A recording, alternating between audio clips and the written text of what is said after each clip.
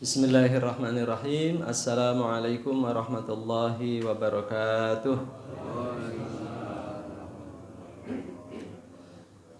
Innal hamdalillah nahmaduhu wa nasta'inuhu wa nastaghfiruh wa na'udzu billahi min syururi anfusina wa min sayyiati a'malina. Man yahdihillahu fala mudilla lahu wa man yudlil fala hadiyalah. Wassalatu wassalamu ala rasulillah wa ala alihi wa ashabihi wa mawalah. Rabbi shrah li sadri wa yassir li amri wahlul 'uqdatam min lisani yafqahu qawli. Jamaah salat subuh mushola al-ikhlas yang mudah-mudahan Allah subhanahu wa ta'ala senantiasa melimpahkan rahmatnya bagi kita semua. Amin ya rabbal alamin. Subuh kali ini kita bertemu kembali ya, setelah kita tadi malam sama-sama belajar tentang tafsir. Subuh kali ini kita berkesempatan untuk kembali belajar tentang salah satu ilmu agama, salah satu kajian dalam ilmu agama yang ini nanti kami ambil dari salah satu kitab dari salah satu ulama terkenal. Tapi sebelumnya jamaah rahimanallah, sebagai refleksi ya, biasanya kan manusia itu punya apa itu? Kita semua punya tonggak-tonggak ya, punya patokan-patokan, punya etape-etape yang kemudian membuat kita melihat ya sudah sejauh mana langkah kita, apakah kita pada track yang benar atau ada sedikit melenceng. Kemudian kita introspeksi, kita evaluasi, baru kemudian kita mencoba memperbaiki jika ada kesalahan dan meningkatkan jika sudah tercapai sesuatu yang kita cita-citakan. Nah, tonggak-tonggak waktu itu ya, etape-etape itu ada yang kemudian yang yang umum adalah biasanya tahun, ya kan? Pergantian awal tahun, baik itu Hijriyah, Masehi, atau ketika Ramadan, dari satu Ramadan ke Ramadan berikutnya menjadi evaluasi bagi kita. Nah, kemarin beberapa hari yang lalu kita memasuki tahun baru miladiyah. Meskipun tentu tidak ada tuntunan apapun untuk kemudian mengkhususkan momen itu berkait dengan agama, tidak ada tentu saja ya. Tapi boleh saja kemudian itu menjadi salah satu etape kita, salah satu tonggak waktu kita untuk kemudian melihat setahun yang sudah lampau, apa yang sudah kita targetkan, apa yang sudah kita cita-citakan, lalu sejauh mana tercapainya dan seterusnya. Nah, jamaah rahimanallah, selain tahun, yang juga menjadi tonggak waktu adalah bulan ya. Bulan ini saya punya target apa, lalu kemudian setelah itu satu bulan berikutnya, diantaranya misalnya sahabat-sahabat kita, teman-teman kita yang tergabung dalam komunitas One Day One Juz misalnya. Nah, sehingga kemudian punya target sebulan harus khatam, maka kemudian tiap bulannya menjadi momen untuk kemudian refleksi. Apakah khatam atau enggak yang pertama, yang kedua apakah kualitas bacaan saya lebih bagus atau tidak, kemudian yang ketiga apakah saya sekian persen memahaminya, dan seterusnya. Nah, di antara tonggak yang dijadikan yang lebih singkat daripada hari adalah hari ya, yang lebih singkat daripada bulan adalah hari. Karena dalam hari itu kita boleh dikatakan sudah lengkap aktivitas kita. Jadi boleh dikatakan kan semua aktivitas kita kan duplikasi dari hari ke hari. Kalau tonggak waktunya jam, misalnya jam 1 jam tadi saya ngapain, sekarang ngapain, itu boleh jadi kurang lengkap karena dalam 1 jam aktivitas kita belum lengkap. Tapi kalau sudah 1 hari, hampir pasti aktivitas kita sudah lengkap. Di situ kita sudah melakukan, misalnya melakukan aktivitas kerja. Di situ kita sudah melakukan aktivitas istirahat atau tidur. Di situ kita sudah bersosialisasi. Di situ kita sudah istirahat, hiburan dan seterusnya. Jadi dalam 1 hari itu sudah lengkap ya aktivitas kita, yang kemudian hari berikutnya menjadi duplikasi dari hari-hari yang sebelumnya. Maka ada yang kemudian berusaha untuk merefleksikan diri dari setiap harinya. Ini misalnya yang dicerminkan dalam syair atau syair yang populer di kalangan pesantren ya, dan saya kira kita juga mungkin sebagian besar sudah sering mendengar atau bahkan hafal, yakni syair atau syair Abi Nuwas atau Abu Nawas ya, Abi Nuwas atau Abu Nawas. Ada 6 bait di sana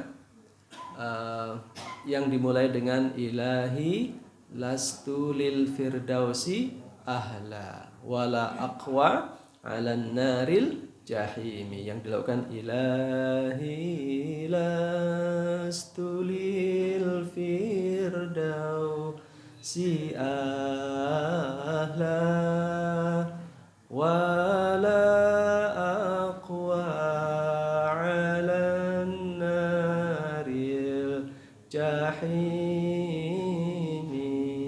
Nah, jadi di situ beliau syairnya diberi judul Al-I'tiraf ya, sebuah pengakuan. Ilahi lastu lil firdausi ahla wala aqwa 'alan naril jahimi, yang oleh MH kemudian diterjemahkan dengan gaya beliau gitu ya. Ilahi lastu lil firdausi ahla. Kalau terjemahan letterleknya, Tuhanku, aku ini bukan ahli surga. Wala aqwa 'alan naril jahimi. Tapi aku juga tidak kuat kalau harus masuk neraka. Ya. Kata MH gitu ya, kira-kira gitu ya. Aku ini gak enek potongan mlebu surga, gak enek potongannya. Tapi nek mlebu neraka yo jangan dok gitu kira-kira gitu. Wala aqwa 'alan naril jahim. Maka gimana dong? Kita merasa sebagai bukan ahli surga dengan segala kualitas kita. Ya, dosa-dosa kita, kelicikan-kelicikan kita, kemunafikan kita, dan seterusnya, nggak ada potongan kita untuk ahli surga. Tapi di sisi lain, kalau masuk neraka kita nggak akan kuat, tidak akan kuat. Maka baris keduanya, fahabli taubatan waghfir dunubi. Maka ya Allah, ya berilah aku taubat dan ampunilah segala dosa-dosaku. Fahabli taubatan waghfir dunubi fa innaka ghafirudz dzambil adzim. Engkau maha mengampuni dosa-dosa yang besar. Oke. Terus yang ketiganya, dzunubi mithlu a'dadir rimali. Dosa-dosaku itu seperti butiran pasir di lautan. Coba seluruh dunia itu ada berapa lautan? Kemudian dosa-dosaku itu sebanyak butir-butir di sana.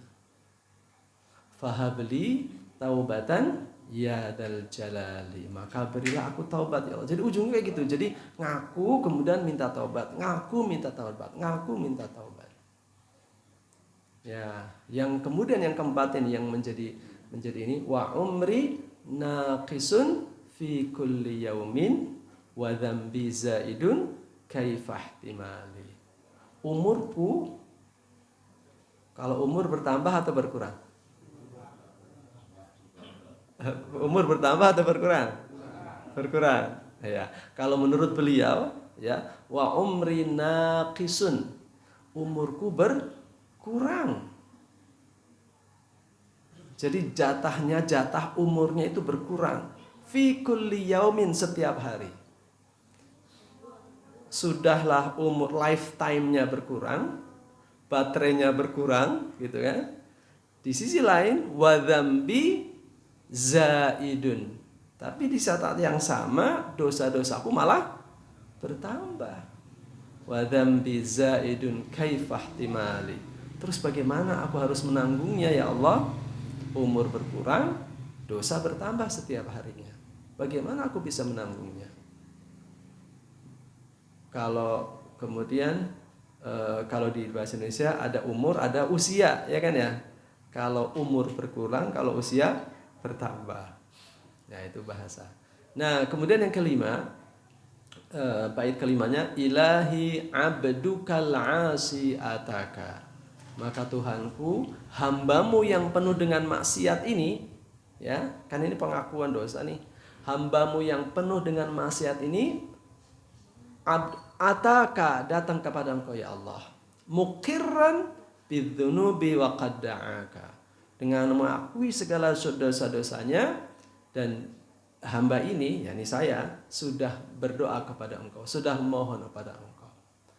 Fa in taghfir fa anta lidzaka ahlu, ya Allah, jika engkau mengampuni, ya memang engkau lah Maha Pengampun. Ya kan? Kita yakin Allah Maha Pengampun. Sehingga kalau kita minta ampun dengan sungguh-sungguh, Allah pasti akan mengampuni. Yang dipertanyakan bukan Allah mau mengampuni atau tidak, tapi seberapa besar kesungguhan kita ketika meminta ampunan itu. Oke? Wa in tatrud, yang terakhir nih, bait terakhir, alinea terakhir, terus potongan yang terakhir. Wa in tatrud faman narju siwaka. Kalau engkau ya Allah tidak mau menerima tobatku, lalu faman narju siwaka, kepada siapa lagi aku harus minta taubat? Jadi semua unsur dari bait itu, syair itu adalah bagaimana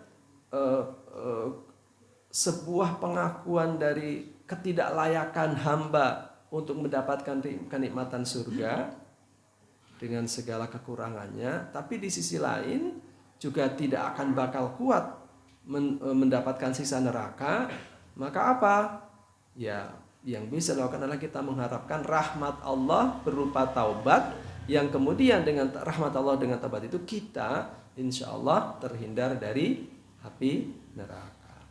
Nah, itu salah satu upaya kita untuk kemudian syukur bisa tiap hari seperti itu, atau dalam tonggak-tonggak waktu yang lain kita kembali iktiraf, ya, kembali iktiraf, mengakui, mengevaluasi diri sejauh mana kita sudah perjalanan kita dalam menghadap Allah, apakah on the track atau melenceng. Nah, sebagai upaya dari untuk bertobat itu, maka saya mencoba untuk kemudian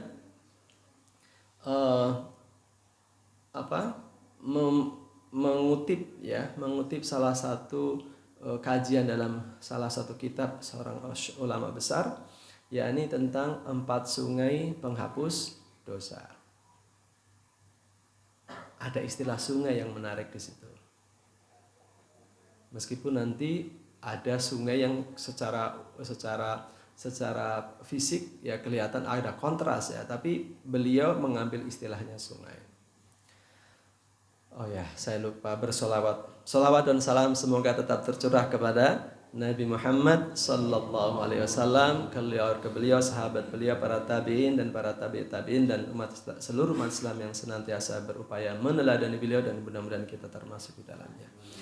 Amin ya rabbal alamin. Nah, 4 sungai penghapus dosa ini kami kutip dari kitab Madarijus Salikin. Ya, Ibnul Qayyim Al-Jauziyah ketika membahas tentang taubat. Jadi ada beliau, Madarijus Salikin itu kayak semacam etape gitu ya. Persinggahan bagi orang yang salik, orang yang sedang berjalan menuju Allah. Para salikin, maka kita mendengar istilah suluk, ya kan? Suluk, orang yang sedang melakukan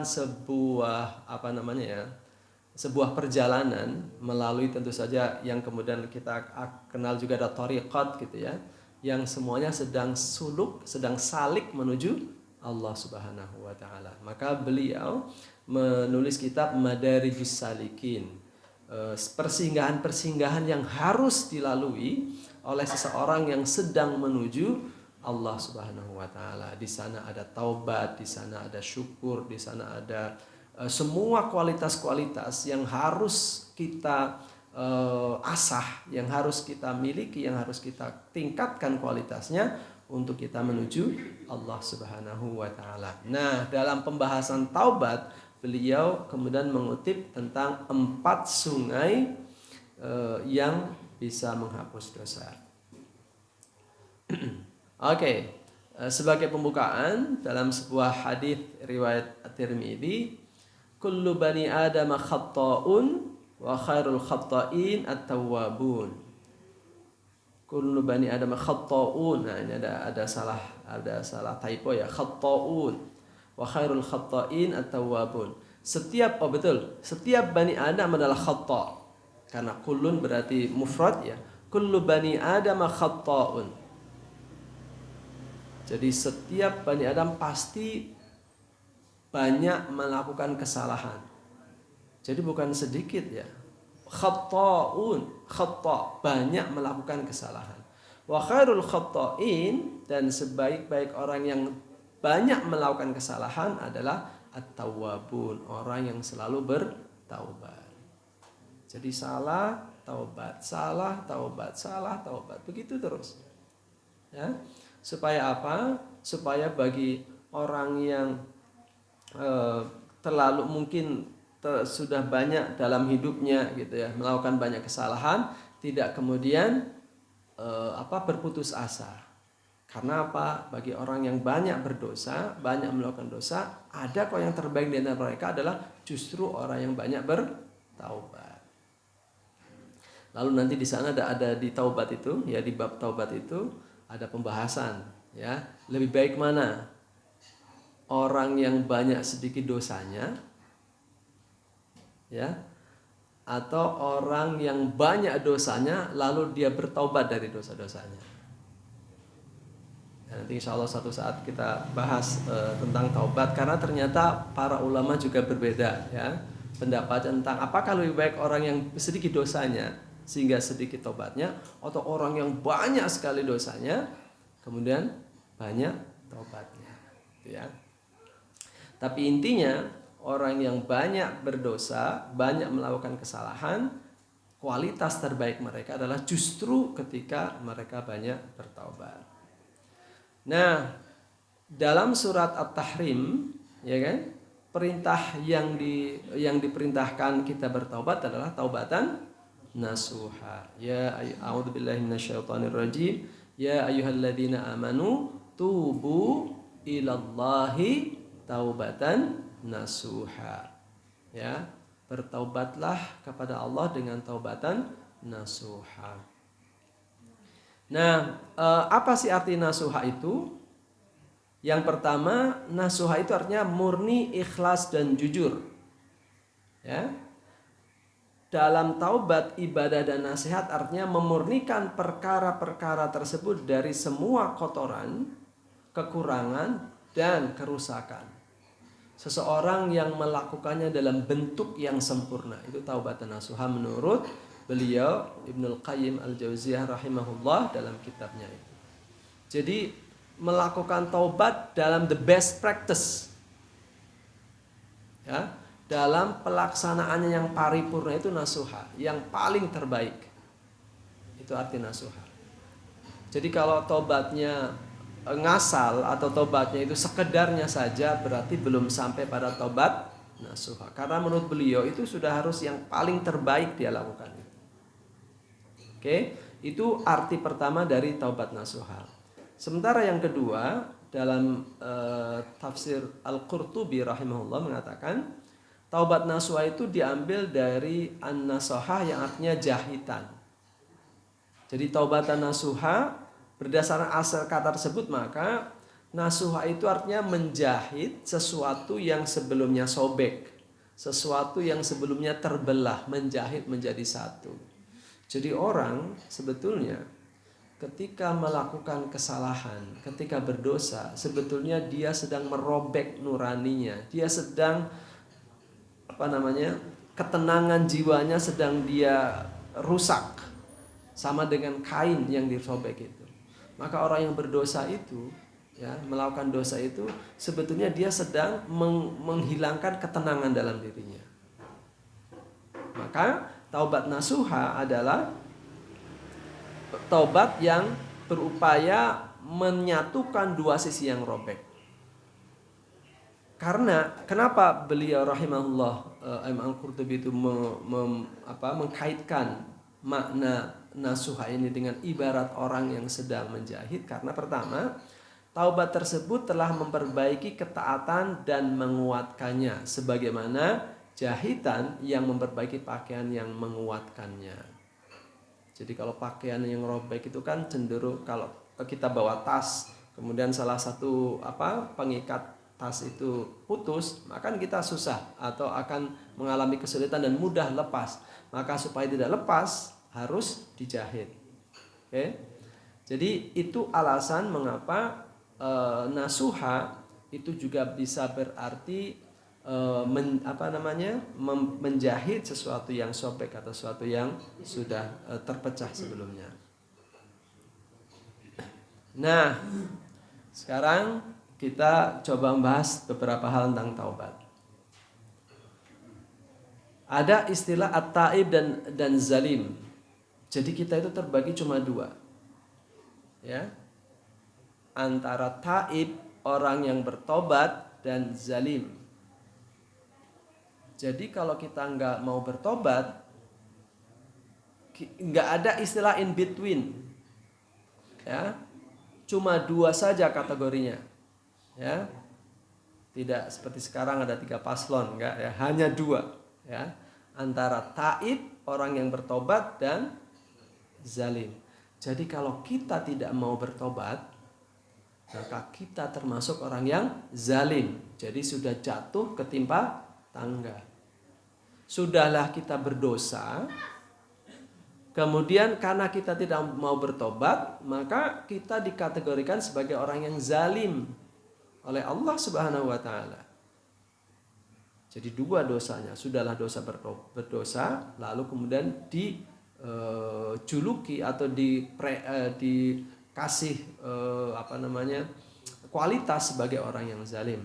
Dalam surat Al-Hujurat ayat 11, "Wa man lam yatub fa ulaika humudz dzalimun." Orang yang tidak mau bertobat termasuk orang-orang yang zalim.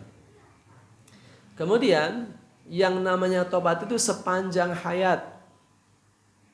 Tidak ada misalnya, wah kalau sudah sampai pada tingkatan tertentu, kualitas tertentu, maka kita tidak perlu tobat karena sudah sudah masuk wilayah manusia suci sehingga tidak perlu bertaubat.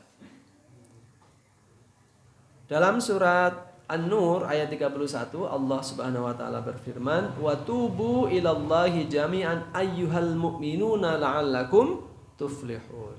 Coba, orang yang mukmin saja selalu diperintahkan untuk bertobat. Wa tubu ilallahi jami'an ayyuhal mu'minun la'allakum tuflihun. Semoga kalian semua menjadi orang-orang yang orang yang beruntung. Lalu, nah kita sudah sering mendengar nih dari banyak penceramah, dari banyak ustadz, Rasulullah sendiri bertaubat dalam satu harinya 100 kali. Ya ayuhan nas, tubu ilallahi fa inni atubu fil yaumi ilaihi mi'ata marrah. Rasulullah sendiri itu setiap hari bertobat 100 kali. Minta ampun kepada Allah 100 kali. Dengan istighfar, salah satu astagfirullahaladzim. Maka kalau kita kurang dari itu, maka ya ada guru kita yang kemudian mengkategorikannya sebagai tidak tahu diri.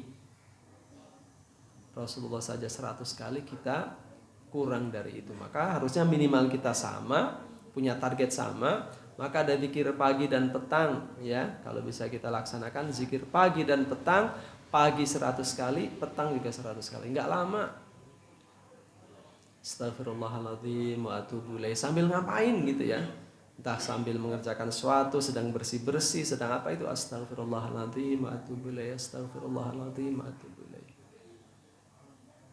Kalimat ini kalau seandainya dilazimkan, apakah kan kita mendengar cerita kan tentang bagaimana seorang pembuat roti yang karena zikir istighfar ini, astagfirullahaladzim itu, hampir seluruh seluruh permintaannya itu dikabulkan Allah kecuali satu, yakni apa? Masih ingat?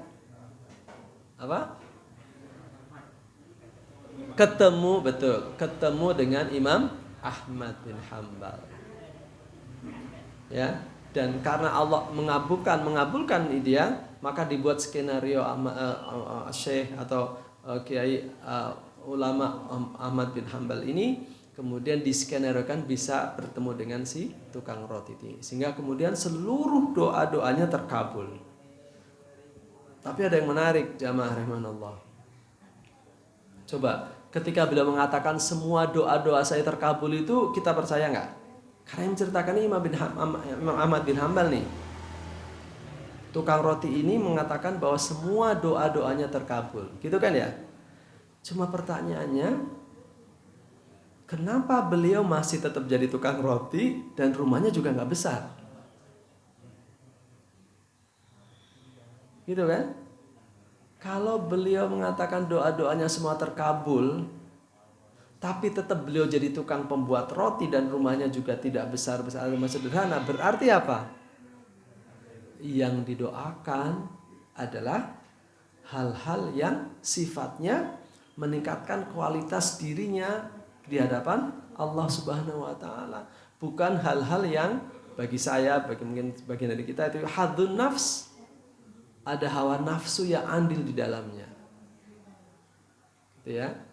Tentu ada kemudian pembahasan lain tentang bagaimana seseorang punya kondisi yang lain ya, tapi dalam konteks ini adalah orang dia berdoa kepada semua doanya terkabul, tapi masih dalam keadaan sebagai tukang roti dan hidupnya rumahnya sederhana. Nah, istighfar ini kemudian menjadi wasilah bagi tukang roti ini untuk mendapatkan semua doa-doanya. Lalu yang ketiga, ada 3 syarat bertaubat. Yang pertama, berhenti dari taubat seketika itu juga, berhenti. Ya, tekad berhenti dan tidak akan menyesal dan tidak akan mengulangi lagi. Jadi segera berhenti, punya rasa penyesalan dan tidak berjanji untuk tidak berbuat lagi. Tekadnya kuat, bahwa kemudian setelah sekian tahun ternyata terjerumus lagi, itu sudah ya, manusia ada kemungkinan melakukan itu, tapi ketika melakukan maksiat itu sudah tekadnya betul-betul ingin berhenti. Tidak kemudian berhenti mungkin suatu saat pengen lagi. Nah, itu lain lagi ceritanya.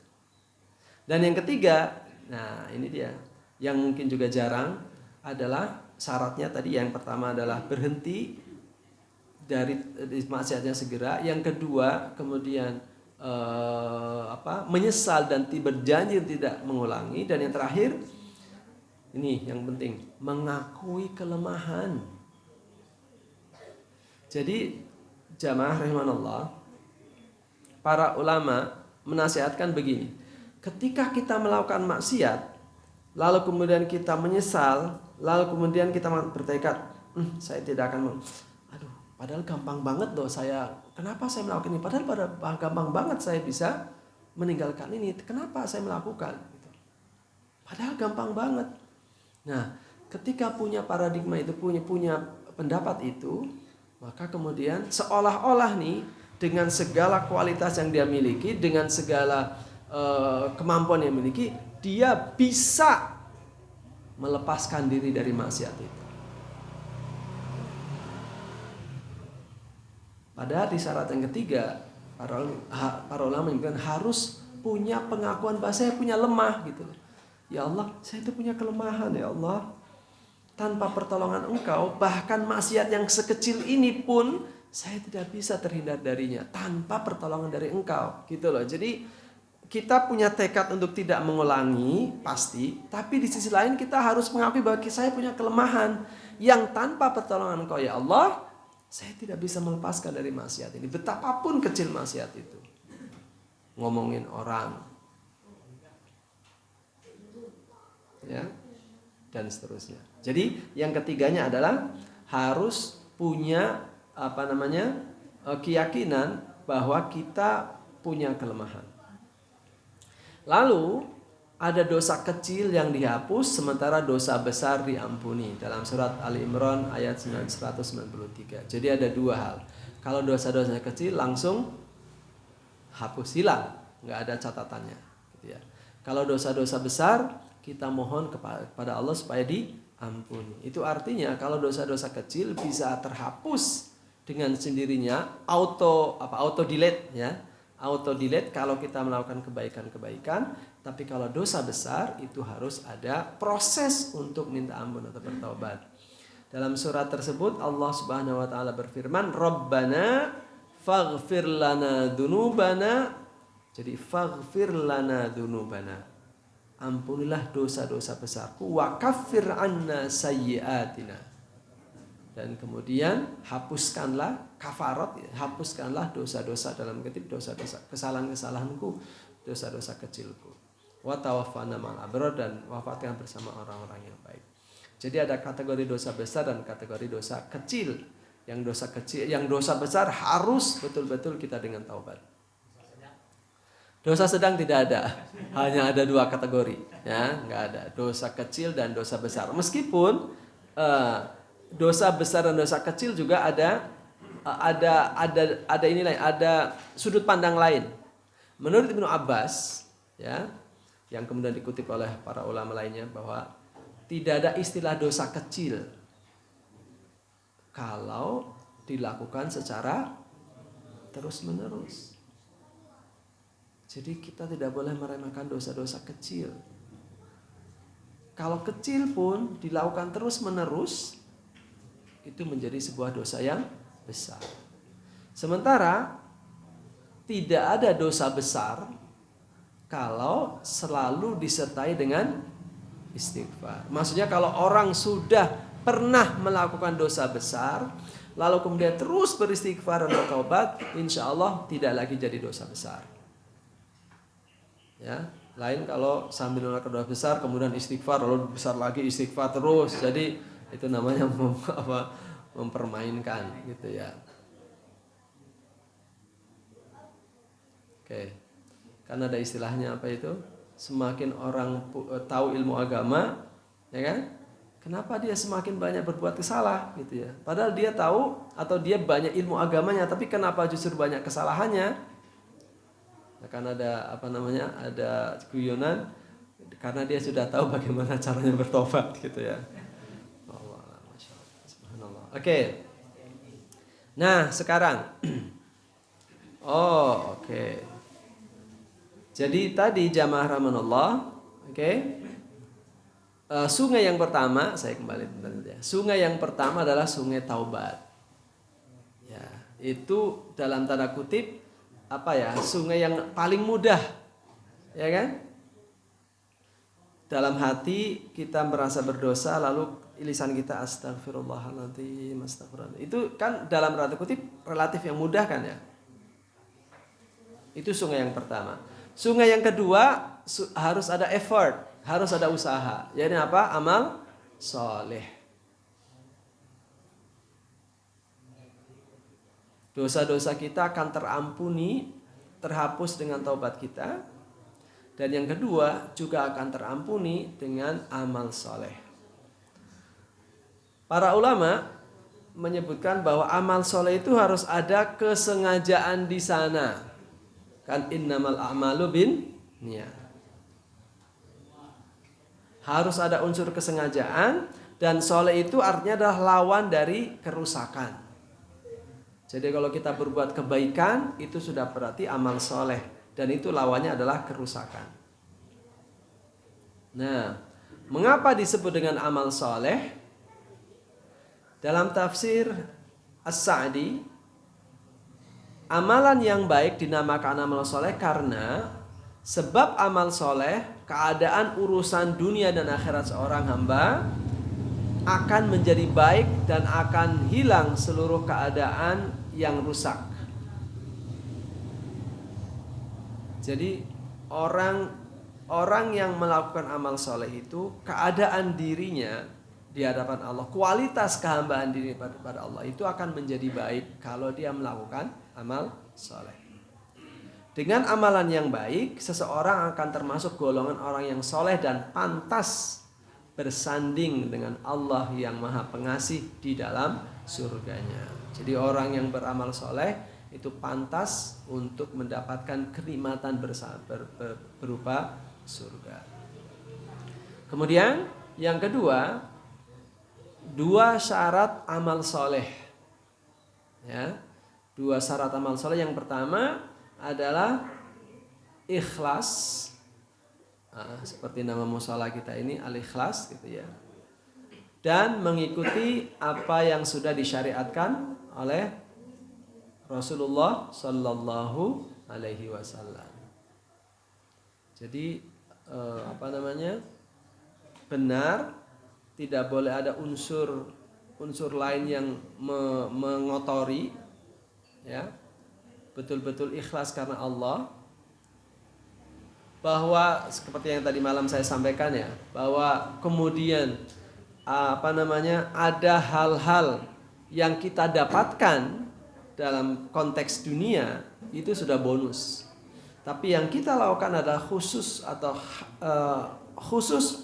karena Allah Subhanahu wa taala. Dalam segala hal, suatu amalan dunia kalau diniatkan, ya amalan yang kelihatan dunia, ya menggunakan HP, ngobrol, apapun, kalau diniati dengan ikhlas karena Allah untuk beribadah, maka akan jadi berdimensi akhirat.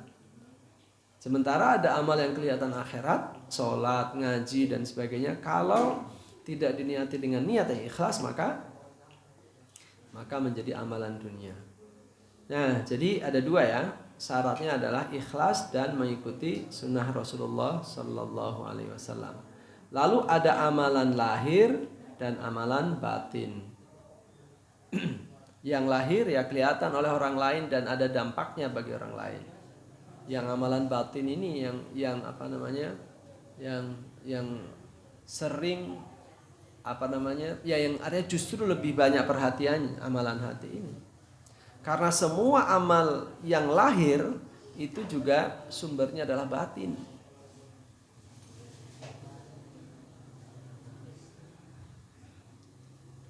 Kita yakin nggak bahwa rezeki itu semua sudah dibagi oleh Allah? Yakin ya? Jatah kita itu sudah sudah tertulis dan pasti segitu, nggak akan melewat dari itu sudah tertulis. Kita yakin itu. Tapi karena kita nggak tahu, maka kita berusaha sebaik mungkin.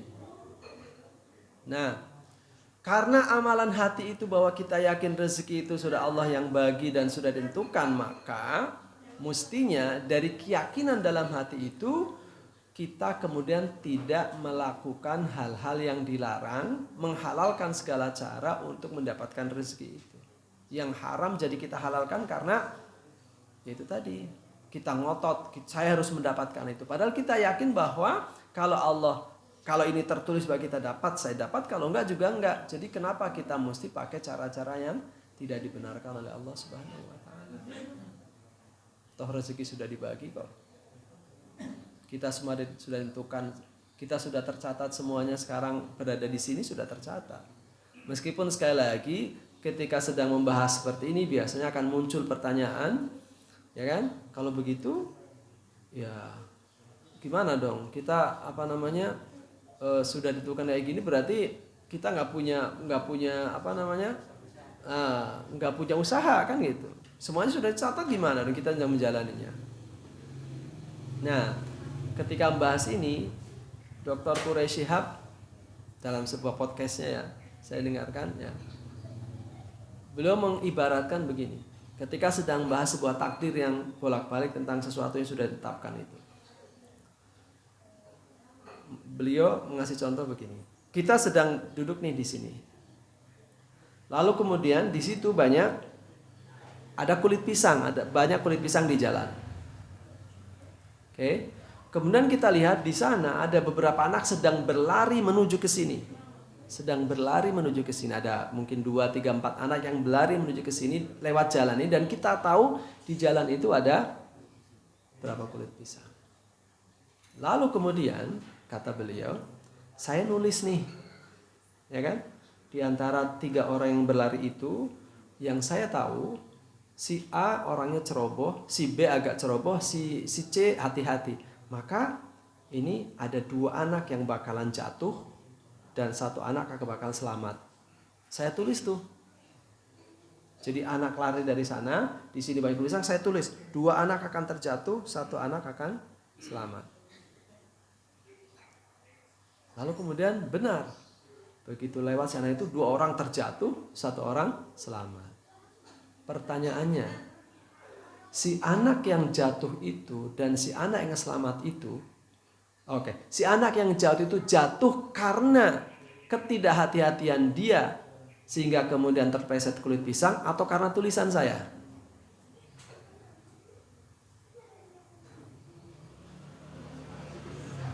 Ayo. Apa? Bukan, maksud saya si anak jatuh itu karena memang dia nggak hati-hati sehingga jatuh, pilihan dia untuk tidak hati-hati sehingga jatuh, atau dia jatuh karena saya sudah menulisnya pasti dia jatuh. Karena ketidakhati-hatiannya. Cuman kita sebagai orang yang atau sebagai hamba yang diberi sedikit pengetahuan, ingat ya, kita hamba diberi sedikit pengetahuan, kita tahu bahwa si A orangnya ceroboh, kalau dia jalan, kalau lari meleng, sehingga pasti dia jatuh. Saya tulis. Jadi dia jatuh bukan karena tulisan saya. Dia jatuh karena memang keteledorannya. Maka sama. Ketika Allah menuliskan si A bakalan ikut coffee morning, akan bakalan ikut ngaji di sini, ya pas sholat subuh, si B sampai sekarang masih ngorok misalnya, itu bukan karena Allah memaksakan menuliskan si A harus begini sih, tidak, tapi karena Allah tahu bahwa itu yang bakal terjadi, maka Allah tuliskan.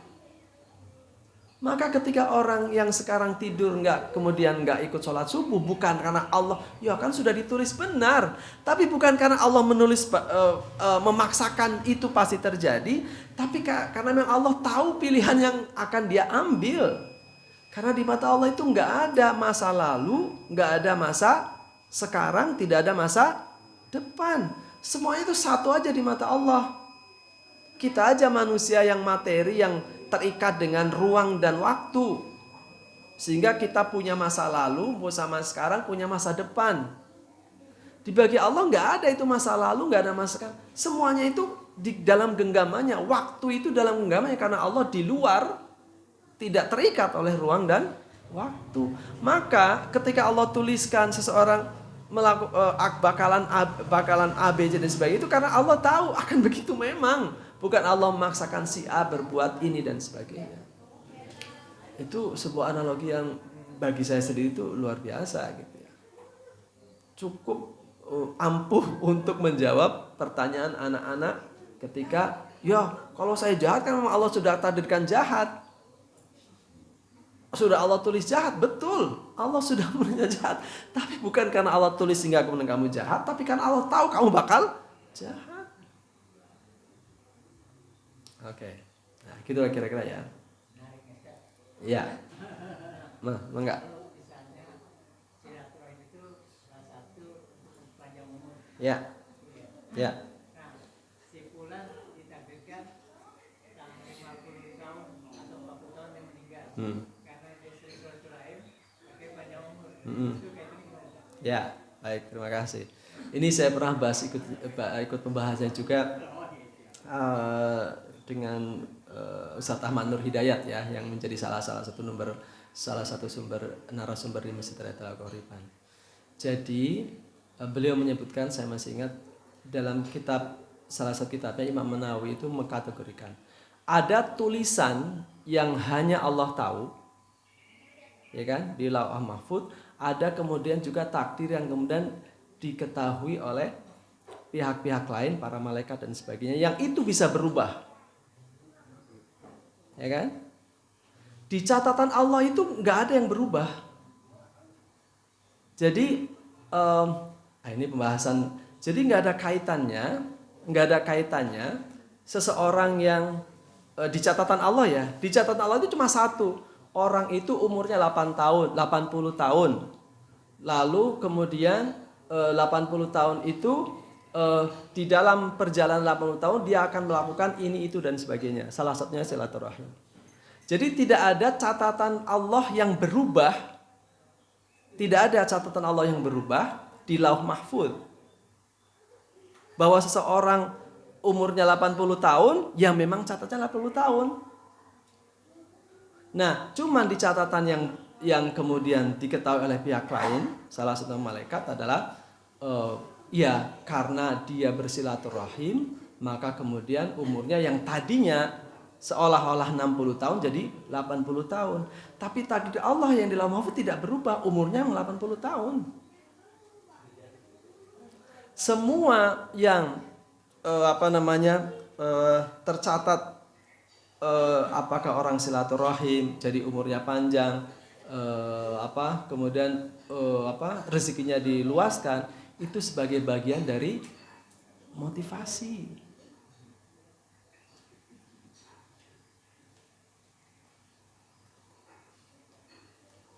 Ada mengatakan begini, saya berniat besok atau nanti akhir bulan saya gajian, anak saya mau saya belikan buku. Saya berniat nih, anak saya, karena saya pengen anak saya cinta buku, maka saya berniat setiap bulan saya belikan buku. Lalu kemudian ketika anak saya melakukan apa gitu, anakku, kamu mau nggak habis ini kita pokoknya coba habis ini kita gini, kamu kalau dikasih tahu ibu kamu atau dikasih tahu bunda, kamu nurut mau nggak? Kalau kamu nurut, kasih tahu bunda, nanti ayah belikan buku. Gitu ya.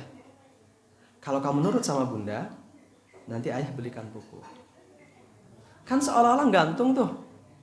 Seolah-olah gantung bahwa kalau kamu nurut sama bunda, kalau enggak maka, padahal dalam niat saya sudah pasti mau dia nurut apa enggak, karena saya pengen kualitas anak saya nanti bagus, maka saya akan belikan buku. Nah, kira-kira seperti itu. Tertulis dalam Lauh Mahfuz itu memang umurnya 80 tahun, tapi sebagai motivasi supaya kemudian kita banyak silaturahim, maka bersilaturahimlah. Kamu nanti akan banyak rizkinya, akan panjang usianya. Lah wong jelas rizki sudah terbagi, kok sudah tercatat? Nah, itu analoginya ya.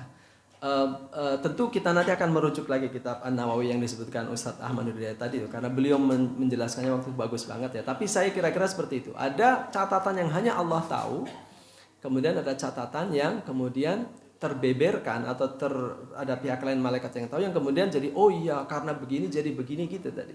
Sama dengan tadi, ya kan?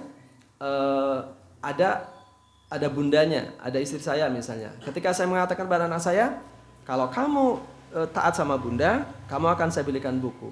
Yang diketahui istri saya apa? Kalau dia taat dapat buku. Padahal di hati saya, mau taat atau enggak, mau apa istilahnya, saya pasti akan belikan buku. Kira-kira seperti itu analoginya. Gitu ya. Nanti kita coba lebih komprehensifnya lagi. Nanti kalau Ustaz Aus mohon kalau ada tambahan dipersilahkan. Oke, saya tambahan sedikit lagi ya. Kemudian sungai itu sungai yang ketiga. Sungai yang kedua. Sungai yang ketiga adalah musibah. Nah, itu lebih berat lagi. Mohon maaf ya, saya tambahan sedikit dari waktu syuruk. Kalau taubat itu relatif mudah, amal soleh ada effort. Yang ketiga ini lebih berat kan? Musibah ini kan siapa orang nggak mau musibah? Nggak ada kan? Sesuatu yang menimpa itu secara musibah, ma'asoba gitu, sesuatu yang menimpa, dan berupa bencana atau sesuatu yang tidak suka, itu musibah. Nah, 3 kemungkinan ketika kita mendapatkan musibah. 1, meningkatkan derajat.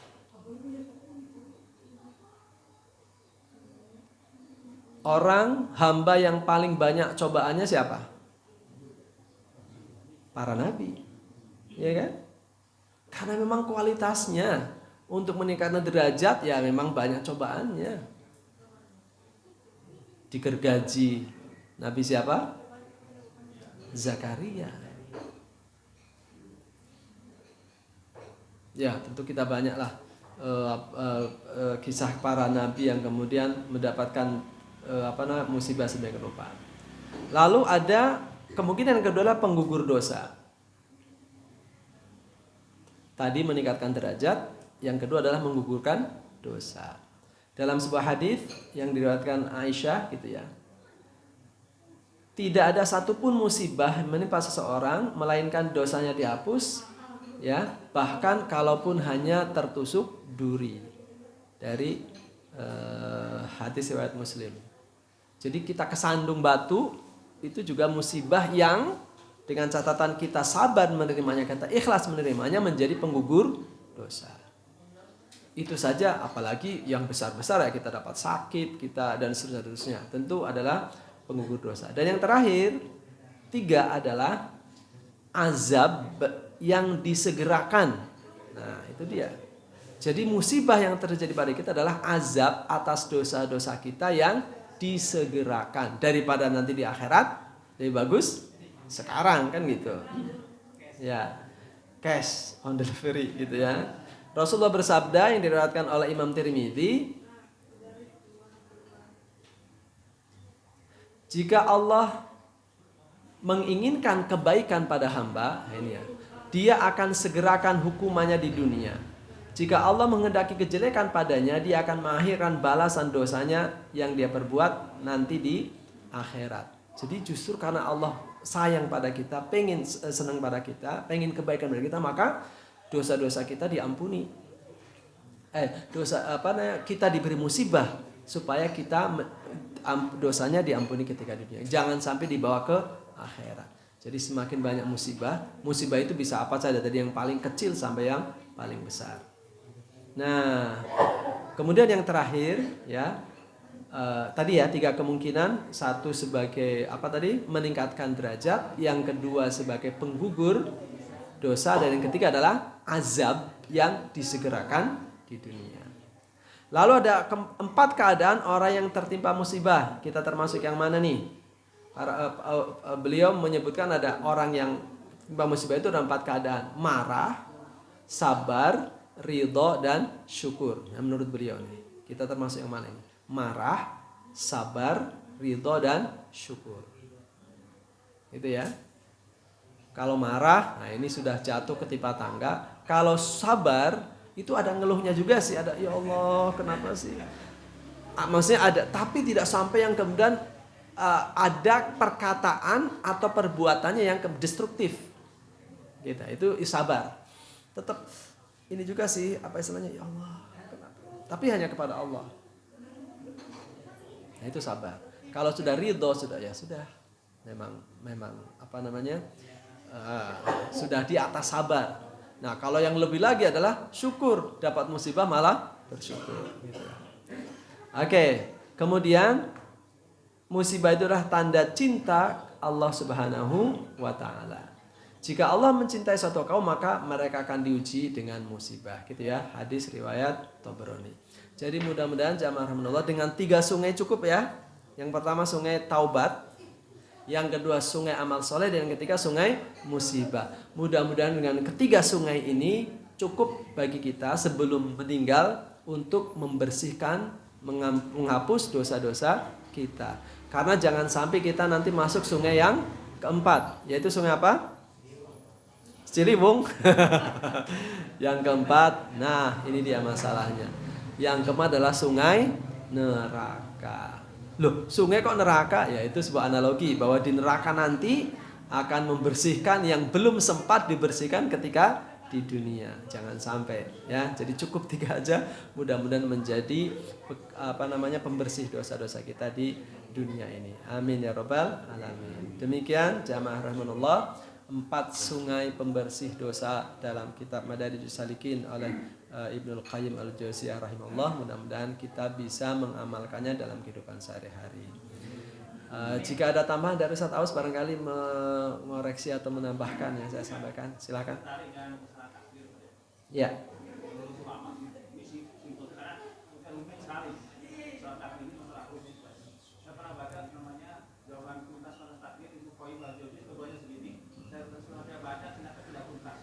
Tidak tuntas juga. Memang betul ya. Saya baca lagi, saya ketemu jawaban dari Hasan. Kata dia, masalah takdir tidak akan yang dijawab oleh siapapun. Ya. Tapi ulama punya pendekatan, kata orang lain, dengan dua cara untuk memudahkan sebetulnya. Ya. Ini pertanyaan tidak bisa dijawab oleh siapapun. Itu menunjukkan kekuasaan Allah. Takdir itu semacam otoritas Allah yang tidak bisa ditembus. Kalau tak dipahami, Allah berhenti jadi Tuhannya. Kata ulama ada dua yang sederhana saja, yaitu takdir mubrom dan mu'alaq. Mubrom itu suatu takdir yang kita tidak punya kekuasaan untuk berubah. Misalnya kita lahir dari seorang ibu A, ya, bapak B, dan seterusnya, itu memang ada pilihan. Itu mubrom namanya, given ya. Tapi ada takdir yang bisa dirubah, mu'alaq tergantung usaha tadi. Tadi bagus sekali penjelasan dari Pak Ahmad Hidayat, adalah usaha ulama, ya, dan juga dari penjelasan hadis untuk memahami takdir yang sampai terlalu blank. Tapi kalau yang Quran itu memang Allah membiarkan, Pak, membiarkan dua sisi itu berjalan. Ada dimensi hakikat dan dimensi syariat. Misalnya ketika Allah ingin menekankan kepada usaha manusia, maka Allah mengatakan Inna Allaha la yughayyiru ma biqaumin hatta yughayyiru ma bi anfusihim. Jadi suatu kaum tidak akan berubah nanti kecuali berubah. Itu tata adalah dimensi syariat yang ingin ditekankan ini. Supaya orang usaha tadi motivasi dapat baru. Tapi ada dimensi ketika kita dalam keyakinan itu menggunakan wa ma romaita itu romaita walakin Allah. Di dalam melempar ketika melempar tadi Allah melempar. Dan itu adalah hakikat Allah bahwa semua fenomena di alam semesta ini tidak ada yang bisa melakukan kecuali Allah. Jadi maka Allah biarkan kedua sisi itu berjalan dan kita boleh memahami sekedarnya saja. Tadi adalah usaha ulama untuk yang sampai terlalu mutlak. Jadi sebetulnya tidak akan pernah ketemu. Takdir tidak akan pernah puas. Ya. Coba para filosof agama apapun, aliran pikir apapun, semua ngeblank. Ujung-ujungnya adalah apa? Tanda tanya besar juga itu. Karena ada dimensi otoritas Allah yang tidak boleh tembus, yaitu takdir itu tidak boleh dipahami 100%. Ya paling mungkin 50%. Itu tambahannya ya. Jadi kita berjalan saja. Karena kalau dibaca di teologi itu karangan Harun Nasution itu dibahas tentang bagaimana tentang takdir sangat panjang sekali dan menyisakan pertanyaan. Terima kasih Ustaz Aus ya.